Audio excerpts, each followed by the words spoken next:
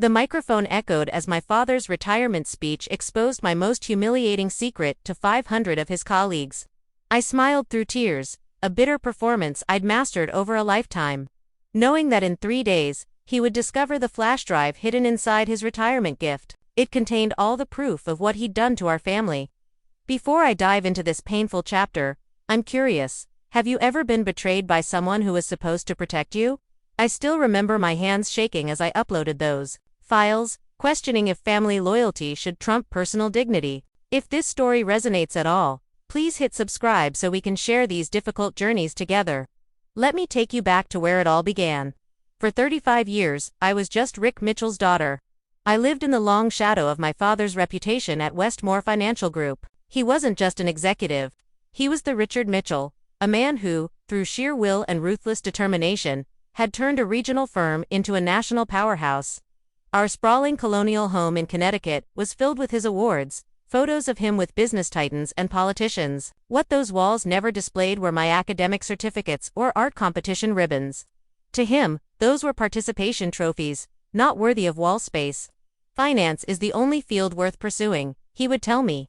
When I expressed interest in journalism during college, he cut my spending money until I switched my major to business. I'm not paying $60,000 a year for you to chase some creative fantasy, he told me over the phone. I remember sitting on my dorm room floor, crying as I changed my class schedule. After I completed my MBA from Wharton, the only university he deemed acceptably, had dreams of working for a marketing agency in New York. I had interviews lined up with top firms, my portfolio polished to perfection. Why waste your degree at some trendy marketing shop when I can get you a position at Westmore? He asked during Sunday dinner, a statement that was not a question. My brother, James, 3 years younger, was always the golden child. While I graduated summa cum laude, he barely managed a 3.0 from a state school. Yet, within a year of graduating, he was on the executive track at Westmore. Meanwhile, I was placed in the marketing department, a division my father openly referred to as the coloring book department during meetings. My mother, Elizabeth, might have protected me from the worst of his criticism. I have faint memories of her gentle redirections at dinner when Dad would start critiquing my weight or my grades. "Rick, tell Sarah about that new client you impressed," she would say, steering the conversation to safer ground. But breast cancer took her when I was 15, and after that, there was no buffer between my father's expectations and my reality. I remember the first marketing campaign I developed for Westmore's new retirement portfolio. I'd worked 80-hour weeks to create something modern and trustworthy. The executive team loved it all, except my father. "It looks like every other financial ad out there," he announced in the boardroom. "Sarah, I expected more creativity from you, given how much you fought to study those artsy subjects." At 26, I was being dressed down like a child in front of senior leadership. That night, I called Dr. Wilson and made my first therapy appointment. "What brings you here today?" Dr. Wilson asked. "I need to learn how to please my father," I answered. She gave me a sad smile. "Perhaps we should focus on learning how to please yourself first." Over 7 years of therapy, I began to understand the patterns, the teachable moments where my father would point out my flaws in public, framing his criticism as helpful guidance. If I showed any hurt or anger, he would make me the unreasonable one. "I'm just trying to help you grow," he'd say. "Don't be so sensitive." Despite everything, I worked my butt off at Westmore. I developed award-winning campaigns that increased client acquisition by 37%. I innovated our digital marketing strategy, bringing in a new generation of investors. Last month, I was finally promoted to marketing director. It should have been a moment of validation. Instead, my father's first comment was, "Congratulations, though I suppose someone had to get the position." 2 days after my promotion, Westmore announced my father's retirement, 45 years with the company, culminating in a grand gala at the Grand Meridian Hotel. As his daughter and a senior staff member, I was expected to help coordinate the festivities.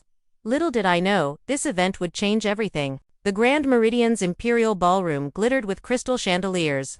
500 people filled the spaceport. Members, executives, clients, and community leaders all gathered to celebrate the legendary Richard Mitchell. I had spent weeks helping the events team, insisting on handling the tribute video myself. I interviewed colleagues, gathered photos, and even included childhood videos my mother had preserved. I wanted, despite everything, to make him proud. My black cocktail dress was conservative yet elegant, carefully chosen to meet his standards. Nothing flashy, he'd warned. This isn't about you. I stood near the back, ensuring everything ran smoothly, while James worked the room like a politician, laughing loudly and clapping executives on the back. Sarah, darling, Margaret Westmore, the founder's widow, approached with outstretched hands. This event is simply marvelous. You've outdone yourself. Thank you, Mrs. Westmore, that means a lot. Your father must be so proud of your work, both tonight and with your recent promotion. Marketing director at 35 accept. I smiled tightly. He certainly acknowledged it. Her eyes showed understanding. Margaret had known my father for 40 years. She knew exactly what acknowledged meant in his vocabulary. The formal program began at 8 o'clock. I took my assigned seat at the family table near the stage. My father sat at the center, already receiving handshakes. You look beautiful, sweetheart, Aunt Catherine whispered, squeezing my hand under the table. Your mother would be so proud of the woman you've become. The CEO and CFO gave their speeches. Then came my video, a 15-minute celebration of Richard Mitchell's career.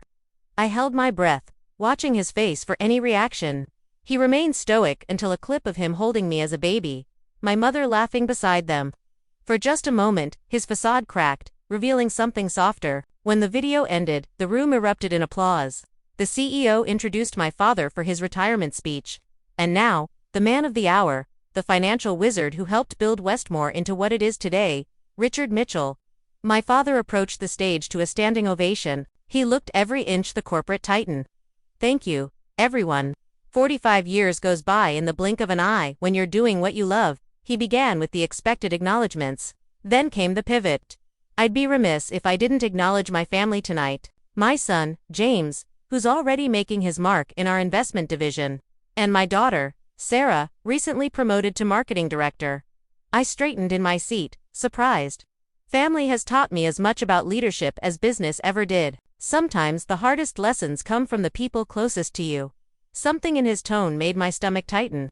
Take Sarah, for instance. Always determined to forge her own path, even when that path led to mistakes. The room grew quiet. James shifted uncomfortably beside me. Just last year, Sarah taught me an important lesson about professional boundaries when she became involved with Thomas Becker, the head of our West Coast division, a married man, though Sarah claimed she didn't know that at first. My blood ran cold. I had confided in my father about Tom during a rare vulnerable moment. Seeking fatherly advice after discovering Tom's marital status and immediately ending the relationship. That conversation had happened in private. Now he was broadcasting it to the entire company. These kinds of judgment lapses remind us that credentials alone don't make a leader. Character matters, discernment matters. 500 pairs of eyes turned toward me. I felt the heat of humiliation spread across my face. Sarah eventually made the right decision, of course, but not before creating quite a complicated situation. A teachable moment, as I like to call it. He continued speaking, but the words blurred as blood rushed to my ears. Through sheer will, I maintained a neutral expression. Years of practice hiding my true feelings from my father served me well in that moment. When he finally returned to discussing business, I excused myself from the table, walking calmly toward the restroom.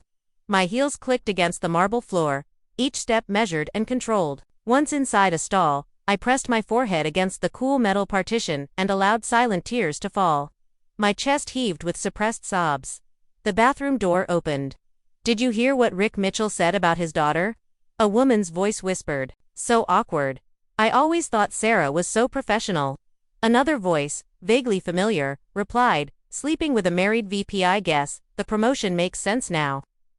Come on, that's not fair. I'm just saying, it explains a lot. She's always been riding on her father's coattails.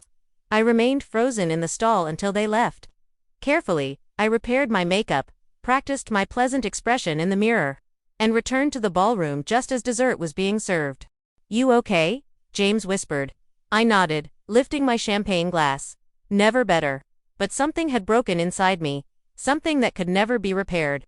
The fluorescent lights of Westmore's offices seemed especially harsh the following Monday. I'd spent the weekend alternating between crying and staring numbly at my apartment ceiling, ignoring calls from James and friends who had witnessed my humiliation. Stepping off the elevator, I immediately noticed the hush that fell over the administrative assistants. Morning, Sarah. Marcus Chen, our HR director, approached with coffee in hand. Got a minute? Marcus had been at Westmore almost as long as I had, and he'd always been kind. I followed him to his office, accepting the spare coffee he offered. How are you holding up? He asked once the door closed. I've been better. Did everyone hear? It was a company event with 500 people, so yes. His direct honesty was refreshing. For what it's worth, most people think your father was completely out of line. I laughed bitterly. That's a first. Marcus hesitated. There's something else you should know, Sarah. I probably shouldn't tell you this, but given what happened, my stomach tightened. What is it? Your father tried to block your promotion to marketing director. The words hit like a physical blow. What? He approached the executive committee privately, suggested they consider external candidates. He said the department needed fresh perspectives. But he congratulated me when it was announced. He said he lost that battle. Margaret Westmore personally advocated for you, said your work spoke for itself. I set my coffee down, afraid I might drop it. Why are you telling me this? Marcus met my eyes, because I'm tired of watching him undermine you. And because I suspect the retirement speech wasn't the first time. That conversation with Marcus lit a fuse. Had my father been actively sabotaging my career all along? The thought seemed paranoid, even for someone with my family dynamics. But I needed to know. As marketing director, I had expanded system access privileges. That afternoon, while most of the executive team attended a quarterly planning session, I began searching. First, I examined my own personnel file. Nothing unusual consistent exceeds expectations ratings. Then I searched the executive communication archive, a system for business continuity. What I found shattered any remaining illusions about my father. An email from 3 years ago to the creative director, Sarah's campaign concepts need significant revision before presentation to clients. I've attached my suggested changes. The attached document completely altered my original work. Another email to HR. While Sarah has technical qualifications, I question her leadership abilities. Perhaps another year of development would be appropriate. The most damning evidence came from dozens of emails between my father and Vernon Atwood, my supervisor for 7 years, where my father consistently undermined my contributions and took credit for my ideas. But the betrayal extended beyond my professional life. I found an email to my former fiancé David, from 4 years ago. David, I understand your concerns about Sarah's commitment issues. I respect your decision to end the engagement, and appreciate your discretion regarding our conversation. The company apartment will remain available until you secure new housing. My father had spoken with David before our breakup. He'd offered him company housing. The revelation made me physically ill. Digging deeper, I discovered my father had been monitoring my company email for years. He'd intervened in my departmental transfer requests, project assignments, even my office location. The most shocking discovery came when I searched financial records. After my mother died, she left a trust for both James and me, to be managed by my father until we turned 30. James had received his full inheritance on his 30th birthday. My 30th birthday had come and gone 5 years earlier with no mention of any inheritance. According to the documents I found, my father had reinvested my trust into a family asset protection strategy. In reality, he'd used my inheritance to fund his pet investment projects. I printed key documents and saved others to a secure folder, my hands shaking with a mixture of rage and disbelief. But the final betrayal nearly broke me. In a folder marked Personal RM, I found emails between my father and Elaine Hargrove, David's mother and a longtime family friend. Their correspondence revealed an affair that began shortly after my mother's death and continued for years, including during my relationship with David. One particular exchange dated 2 weeks before. David ended our engagement read. David isn't right for Sarah anyway. She needs someone who can manage her stubborn streaks and career obsession. Tell him whatever you need to, but I'd prefer our relationship remain private. My father and his lover had orchestrated the end of our relationship to protect their affair. I left the office early, unable to maintain my professional facade. In my apartment, I poured a glass of wine with trembling hands and called Dr. Wilson's emergency line. He's been sabotaging me my entire life, I told her. My career, my relationships, my inheritance, everything. Sarah, I'm so sorry. This is a profound betrayal. I want to destroy him, I whispered, surprising myself with the vehemence in my voice. That's a natural reaction, Dr. Wilson said carefully. but I'm concerned about what that would do to you. Revenge rarely brings the peace we hope for. What about justice? Doesn't he deserve consequences? Perhaps he does, but you deserve peace even more. Let's discuss this in person tomorrow. I agreed to the appointment, but knew I wouldn't wait to act. After decades of manipulation, my father had finally shown his true self to the world by humiliating me publicly. Now it was my turn to reveal his true nature. 3 days. That's how long I had before my father's official last day at Westmore. 3 days to compile evidence, craft my strategy, and prepare for the inevitable consequences. I called in sick the next morning and created a project plan as detailed as any marketing campaign I'd ever developed. My first step was meeting with Dr. Wilson. I understand wanting him to face consequences, she said. What he's done is emotional abuse. So you agree I should expose him? She adjusted her glasses thoughtfully. I believe in truth-telling as a healing mechanism, but revenge and truth-telling aren't always the same thing. What's the difference? I asked. Intent and outcome. Are you seeking to heal yourself and protect others, or are you primarily motivated by making him suffer? Both, if I'm honest. I want him to experience the humiliation he's caused me, but I also want to free myself from his manipulation, and I think people deserve to know who he really is. Then perhaps focus on truth-telling rather than maximizing pain. Share factual information, not exaggerations, and be prepared for the reality that some people may not believe you, no matter what evidence you present. I nodded. I don't want to become like him. I don't want to lie or manipulate. That's a crucial distinction. She leaned forward. Sarah, whatever you decide, remember that your worth isn't determined by his recognition or anyone else's response to your truth. You're reclaiming your narrative, not creating a new battlefield. With Dr. Wilson's guidance helping me establish ethical boundaries, I returned home to gather evidence. For 12 hours straight, I organized the documents I had discovered, categorizing them by the type of betrayal, career sabotage, financial manipulation, personal relationship interference. I recorded a video statement detailing my experience in my own words. Careful to distinguish between documented facts and my emotional responses. I wanted the evidence to speak for itself. By midnight, I realized I needed more information from others who had witnessed my father's behavior. The next morning, I began reaching out to former colleagues who had left Westmore over the years. Your father blocked my promotion 3 times, Jennifer Alvarez, a former analyst, told me over coffee. When I finally confronted him, he said I should focus on work-life balance since I had young children. I left the following month. Would you be willing to provide a written statement? She hesitated only briefly. He can't hurt my career anymore. Yes, I'll do it. Throughout the day, I spoke with 7 former employees. 5 agreed to share their experiences. Their testimonials painted a picture of a man who used people as pawns, discarding anyone who challenged him. My next call was to Thomas Mercer, a retired board member who had often clashed with my father on ethical issues. I'm not surprised, he said. Your father was brilliant at financial strategy but ruthless in execution. The board censured him twice for pushing ethical boundaries. Did you know that? I hadn't. Thomas directed me to board minutes documenting my father's questionable financial decisions. By the second evening, I had assembled a comprehensive dossier on Richard Mitchell, the real man behind the corporate legend. But I was still missing a critical piece: my mother's perspective. After her death, my father had packed away most of her personal belongings, claiming it was too painful.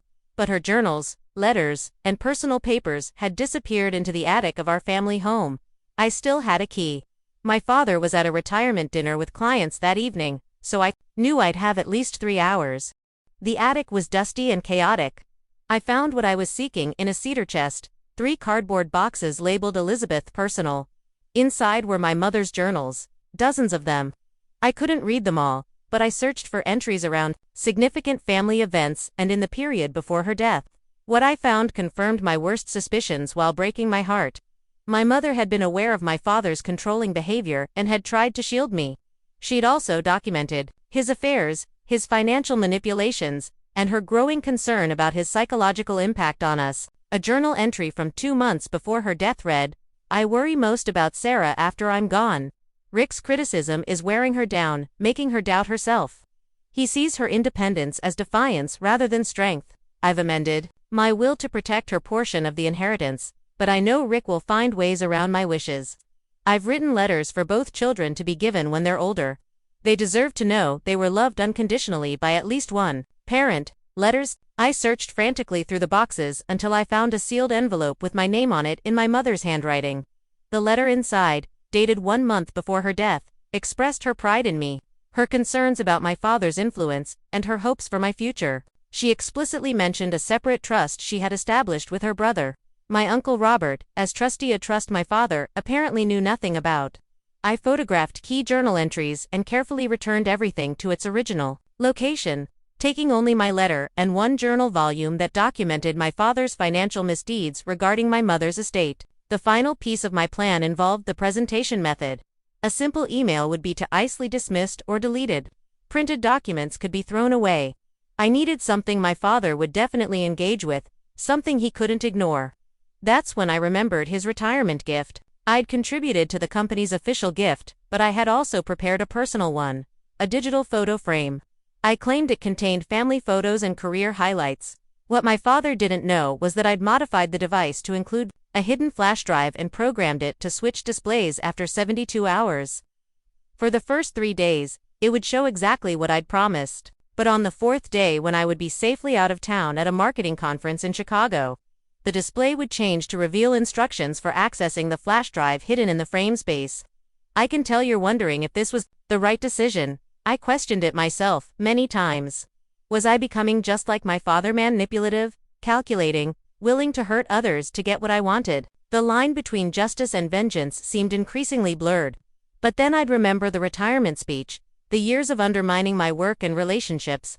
I'd think about all the other people he'd hurt throughout his career. And I'd remember my mother's journals, her desperate attempts to protect me. If you've ever been systematically betrayed by someone who was supposed to love you, you understand the suffocating weight of keeping their secrets.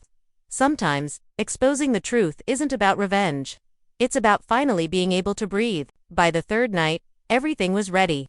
The modified photo frame was wrapped in silver paper with a card expressing generic well wishes. The flash drive contained organized folders of evidence. I made 3 backup copies of everything.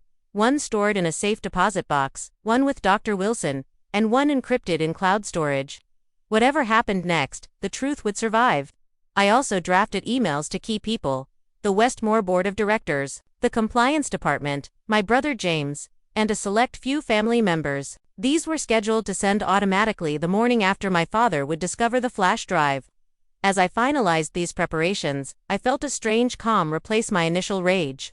This wasn't about hurting my father anymore. It was about freeing myself from his shadow once and for all. I wonder if any of you have faced a moment like this, when standing up for yourself feels both terrifying and necessary, when you realize that family loyalty has its limits, especially when that loyalty only flows in one direction. If you have your own story of setting boundaries with toxic family members, I'd love to hear about your experience in the comments. Sometimes, knowing we're not alone in these struggles makes them a little easier to bear. Now, let me tell you what happened next.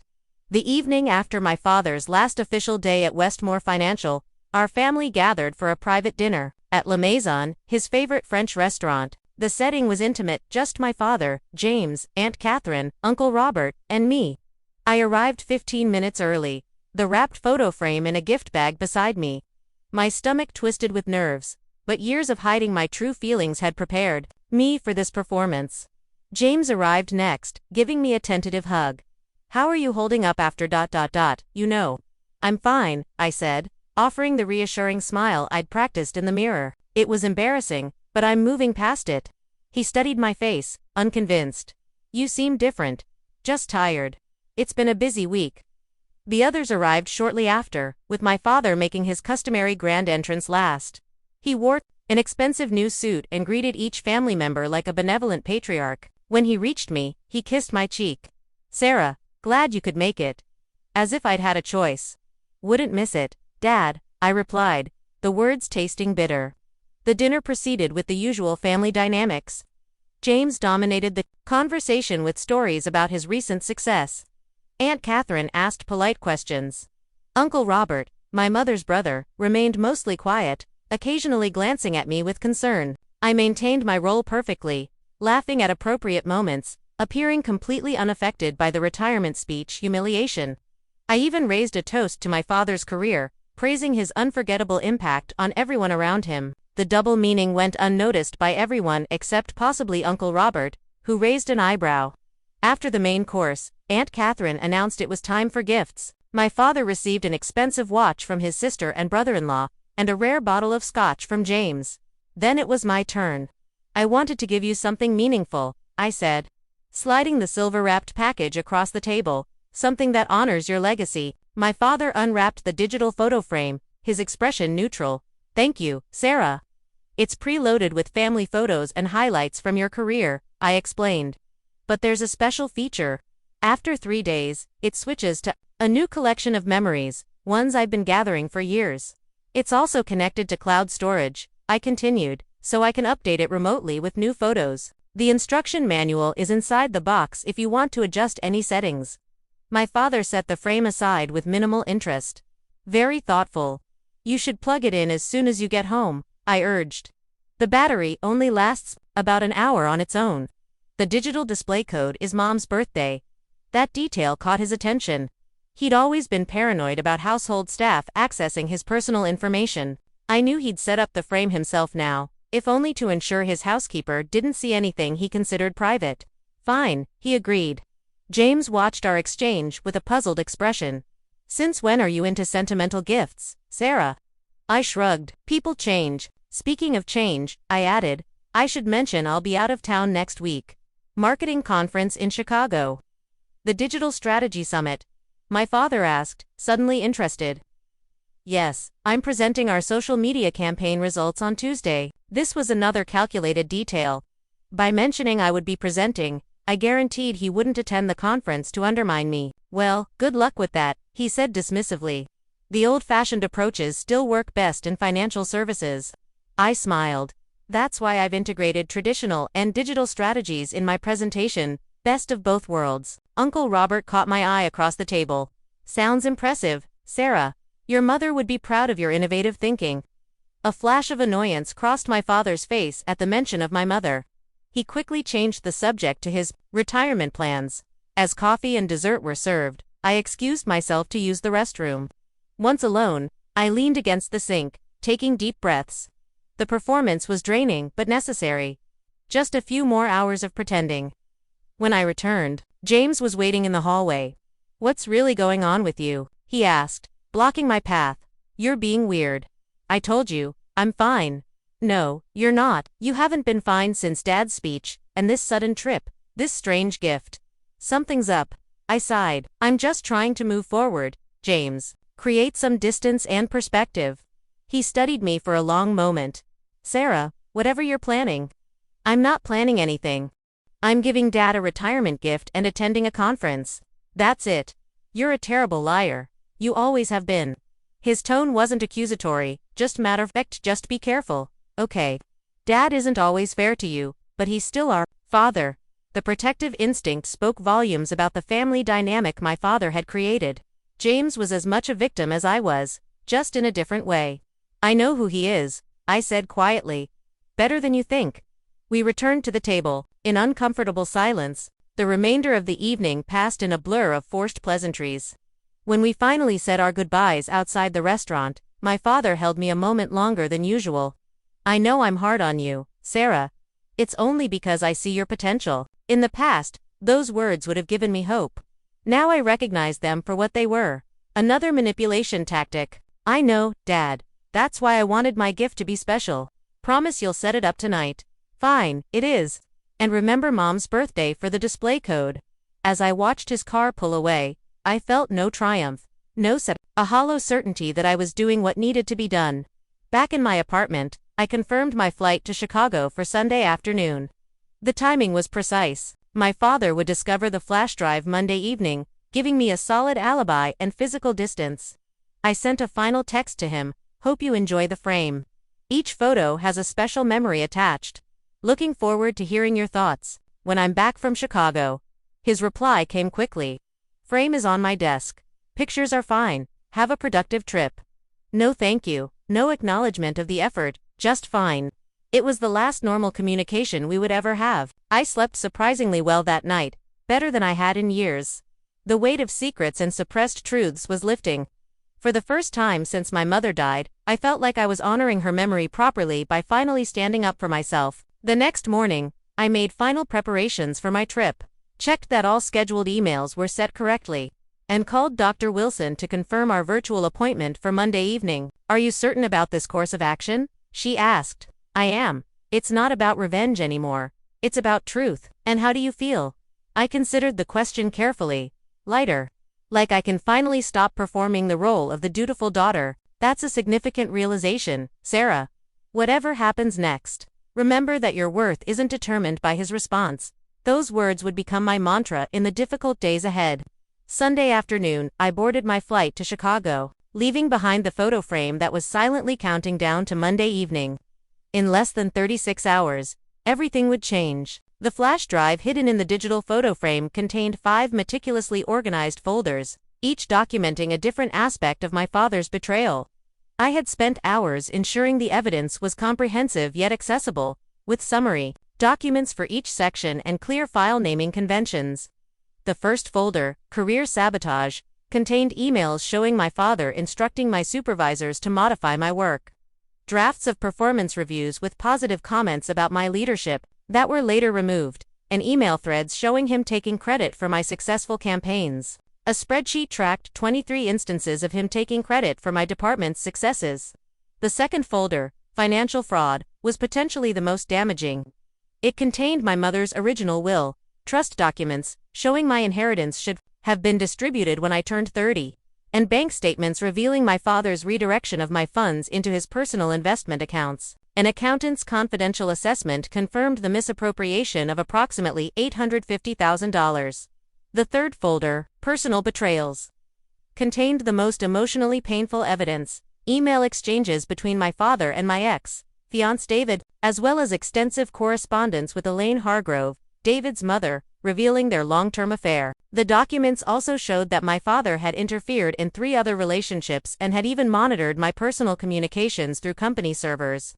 The fourth folder, Mother's Documentation, was the most personally significant. It contained scanned pages from my mother's journals documenting my father's controlling behavior, his affairs, and her concern for my well-being. It also included the letter she had written to me before her death, which mentioned a separate trust she had established with Uncle Robert. The final folder, Testimonials, contained written accounts and statements from 7 former Westmore employees, 3 board members, and 2 of my former boyfriends, all corroborating my father's manipulative behavior. At the root level of the flash drive was a single Word document titled Read Me First, which explained the evidence and included my personal statement. "Dad, this isn't about revenge. It's about truth. For decades you've controlled the narrative of our family and my life. The evidence in these folders is factual. I haven't manipulated or exaggerated anything. The truth speaks for itself." By the time you read this, the same information will have been shared with the Westmore Board of Directors, Compliance Department, and key family members. This isn't negotiable or open to your typical manipulation tactics. In addition to the flash drive, I had created identical packages for several key recipients. James would receive his copy via certified mail. The Westmore Board of Directors would receive theirs through secure corporate channels. Uncle Robert already had his copy. The Compliance Department at Westmore would receive a redacted version focusing solely on financial improprieties. Each recipient's package was customized, with a cover letter explaining why they were receiving the information. The timer on the digital frame was set for exactly 72 hours, meaning my father would discover the evidence at approximately 8:30 p.m. on Monday evening. The automated emails to all recipients were scheduled for 7 a.m. Tuesday morning, giving my father 10 hours to process the information before others received their copies. I had considered every detail and anticipated every possible reaction. What I couldn't predict was how it would feel once the truth was finally exposed. Monday evening arrived with an eerie calm. I sat in my Chicago hotel room, staring at my phone. It was 8:37 p.m. My father's name flashed on the screen. I let it go to voicemail. The message came through moments later. "Sarah, call me immediately. What the hell is this?" 3 more calls followed in rapid succession. I silenced my phone and opened my laptop for my scheduled video session with Dr. Wilson. "Has it happened?" she asked. "Yes, he's calling repeatedly. I'm not answering." "How are you feeling?" "Strangely numb," I admitted. I expected to feel something more dramatic: triumph, maybe, or guilt, but I just feel empty. We spent the hour discussing healthy boundaries for the confrontation that would inevitably come. By morning, I had 17 missed calls, 12 voicemails, and 23 text messages, all from my father. The earliest messages were angry demands. By 3 a.m., they had shifted to attempts at manipulation. "I don't know what you think you found, but you're misinterpreting everything. This could destroy the family. Is that what you want? Your mother would be ashamed of this betrayal." The final message simply read, "We need to talk before you do something you'll regret." Too late. At 7 a.m., the automated emails delivered copies of the evidence to everyone on my list. By 7:30 a.m., my phone was lighting up with messages from other recipients. "Sarah, what the actual ... is this real? Dad's saying you're having some kind of breakdown," James texted. Margaret Westmore emailed, "Sarah, I've received your materials. The board is convening an emergency meeting at 11 a.m. Please call me when you can." Uncle Robert texted, "I always suspected, but never had proof. I'm so sorry, kiddo. I'm here when you're ready to talk." The Westmore compliance director sent a formal email. "Ms. Mitchell, we've received your documentation and have initiated our whistleblower protection protocols. Please secure any additional evidence you may have." By noon, word had spread throughout Westmore's executive ranks. Marcus texted, "Holy Sarah, the office is in chaos." Rick's attorney showed up demanding access to his old emails. The board members are huddled in the conference room. "What did you do?" I maintained my silence, attending my conference sessions as planned. That evening, James called again. This time, I answered. "Dad showed me the evidence," he said, his voice tight. "He says you manipulated the emails, that you're trying to destroy him because of the retirement speech. Do you believe him?" I asked quietly. A long pause. "I don't know what to believe. The stuff about Mom's trustee had no idea you never received your inheritance. That's just one piece of it, James. And the affair with David's mother is that part true. All of it's true. I've verified everything multiple times." He exhaled heavily. "Jesus, Sarah, why didn't you ever say anything? Would you have believed me over Dad?" "Be honest." Another silence. "Probably not," he finally admitted. He's always been Dad, you know. Larger than life. Unquestionable. That was by design." The calls and messages continued throughout Tuesday. Aunt Catherine left a tearful voicemail. 2 board members sent formal emails. The compliance department scheduled an interview. By Wednesday, I was preparing to return to the city when Marcus called with an update. "The board has frozen your father's retirement package pending investigation," he reported. "The preliminary review of the financial documents you provided confirmed enough to warrant a full audit. They've also reached out to regulatory authorities as a preemptive measure." "What's happening with my position?" I asked. "You're protected under whistleblower statutes. But Margaret suggested you might want to take a paid leave during the investigation. Not as punishment for your own well-being." I agreed to the leave, relieved to have space from the corporate fallout. My return flight landed Wednesday evening. As I exited the secure area, I half expected to see my father. Instead, Uncle Robert stood near baggage claim. "Thought you might want some backup," he said, hugging me. "Your father's been trying to find out when you'd return. How bad is it?" "Bad enough. He's called every family member, trying to build support. Most are just shocked. Your mother's journals, those were hardest for people to dismiss." "Has he admitted to anything?" Uncle Robert shook his head. "He's claiming misunderstandings, contexts removed, evidence manipulated. Classic, Rick: deny, deflect, discredit. And the trust Mom set up with you." A flicker of discomfort crossed his face. "I should have told you years ago. Elizabeth made me promise to protect that money until you were truly independent from your father. I've been managing it, growing it. It's ready whenever you are." Tears welled in my eyes. My mother had tried to protect me even from beyond the grave, and she'd succeeded. Uncle Robert drove me to a hotel rather than my apartment. "Your father went there looking for you yesterday," he explained. "Better to stay somewhere he won't think to check." I spent Thursday with the compliance team. By afternoon, news had spread through company channels that Richard Mitchell was under investigation for financial improprieties and ethical violations. James texted, "Dad's attorney advised him not to contact you directly anymore. He's freaking out about the board freezing his retirement package." Then, hours later, the audit team found more than what you even included. There's a pattern going back years. Friday morning brought news that the board had referred my father's case to federal authorities for potential securities violations. His carefully constructed reputation was unraveling thread by thread. The consequences were swift and severe. Personally, the impact rippled through family connections and social circles. Longtime family friends chose sides. My father made one last desperate attempt to regain control. He called a family meeting at his home, inviting everyone except me. According to James, who attended briefly, my father presented a slideshow titled Sarah's Misunderstandings, attempting to reframe the evidence as benign actions taken for my own good.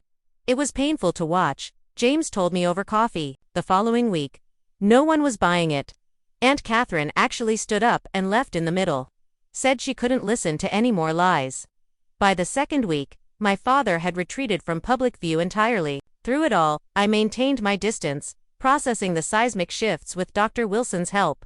What surprised me most wasn't the professional consequences. I'd anticipated those.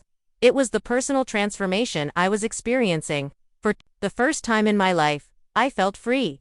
The constant need for approval, the second guessing, the fear of disappointing my father, it all began to fade. I started making decisions based solely on my own values and desires. A novel experience at 35. 1 month after the revelation, James called with news that our father had shown up at his apartment, looking haggard and desperate. He wants me to arrange a meeting with you, James said. He says he's ready to apologize. Do you believe him? No. I think he's realized he can't fix this with his usual tactics, and is trying a new approach. I considered the request carefully. Part of me wanted to refuse, but another part recognized that a final conversation might provide closure for me. If not for him, tell him I'll meet him, I decided, but on my terms. As I prepared for this confrontation, I reflected on my journey since the retirement speech, humiliation. The woman who had sat frozen in that ballroom, smiling through public degradation, would have been unrecognizable to me now. I had reclaimed not just my narrative, but my entire self. The path forward remained uncertain, but for the first time, that uncertainty felt like possibility rather than a threat. The evening before my scheduled meeting with my father, I stood before my bathroom mirror, studying my reflection. The physical changes were subtle, more relaxed posture, brighter eyes, an easier smile, but they reflected a fundamental transformation within. I am my mother's daughter, I said to my reflection, remembering her words. When the time comes to stand your ground, remember, I am standing with you. For the first time in my adult life, I truly believed I was enough, exactly as I was, not Richard Mitchell's disappointing daughter, just Sarah, complete and worthy in my own right. That realization, more than any external consequence my father faced, was the true victory. I chose Riverside Park for our meeting. Neutral territory with enough public presence to discourage dramatics, but sufficient privacy for an honest conversation. The late afternoon sunshine cast long shadows as I arrived 15 minutes early, selecting a bench overlooking the water. I wore a cobalt blue dress I'd purchased during my recent closet overhaul, something my father had never seen, chosen purely for my own pleasure. My mother's simple silver pendant hung at my throat, a tangible connection to her strength. At exactly 4 o'clock, I spotted him. My breath caught. The physical transformation was shocking. The man walking toward me looked diminished. His expensive, designer suit hung loosely on his frame, his hair appeared unwashed, deep lines etched his face, and his confident stride had been replaced by a tentative gait. For a moment, I felt an unwelcome pang of pity. I breathed through it, remembering Dr. Wilson's warning. Compassion is appropriate. Taking responsibility for his feelings is not. He spotted me, and paused briefly before continuing forward. I remained seated, not rising to greet him, a small but deliberate choice. Sarah. He stood awkwardly, clearly expecting me to invite him to sit. After a moment of silence, I gestured to the space beside me. Dad. He lowered himself onto the bench, maintaining a careful distance. His eyes, usually sharp and assessing, appeared clouded with exhaustion. You look well, he offered, his voice rougher than I remembered. I am well. Silence stretched between us. In the past, I would have rushed to fill it to ease his discomfort. Today, I waited. Your brother said you're starting at Meridian next week, he finally continued. Executive Marketing Director. Congratulations. Thank you. More. Silence. I assume you know the federal investigation has expanded. Tax evasion, securities fraud. They're talking about criminal charges. I nodded but offered no response. My attorney thinks we can reach a settlement on the inheritance issues, he continued, slipping into business mode. If you're willing to sign an NDA regarding the personal matters, we could. I didn't come here to negotiate, I interrupted. There will be no NDA, no settlement discussions. The financial issues are between you and the authorities. Now. His jaw tightened, a familiar precursor to anger. Then why did you agree to meet? Closure, I said simply. For me, not for you. Sarah, you have to understand. I cut him off again, my voice calm but firm. No, I don't have to understand anything. For 35 years, I tried to understand. I twisted myself into knots trying to comprehend why my father, who should have been my greatest advocate, consistently undermined, criticized, and sabotaged me. His eyes darted away, unable to hold my steady gaze. What I eventually understood is that your behavior was never about my shortcomings. It was about your own insecurities. Your need for control. Your inability to see me as a person separate from yourself. That's not fair, he protested. I pushed you because I saw your potential. I wanted you to be exceptional. No. You pushed me because you couldn't tolerate my independence. You saw my potential as a threat rather than a source of pride. He shook his head dismissively, the gesture so familiar it almost made me smile. Even now, facing the consequences of his actions, Richard Mitchell couldn't conceive of being wrong. Let me ask you something, I said, shifting to face him directly. Did you ever, even once, consider how your actions affected me? Not how they would shape me into what you wanted, but how they made me feel as a human being. His silence was answer enough. You humiliated me at your retirement speech. You took a private vulnerability and weaponized it in front of hundreds of colleagues. You sabotaged my career while pretending to support it. You stole my inheritance while acting as its protector. You interfered in my relationships while claiming to want my happiness. For a moment, anger flashed in his eyes, but when I didn't flinch, the fire faded, replaced by something I'd never seen in his expression: uncertainty. What do you want from me, Sarah? He asked, his voice suddenly tired. An apology. Money.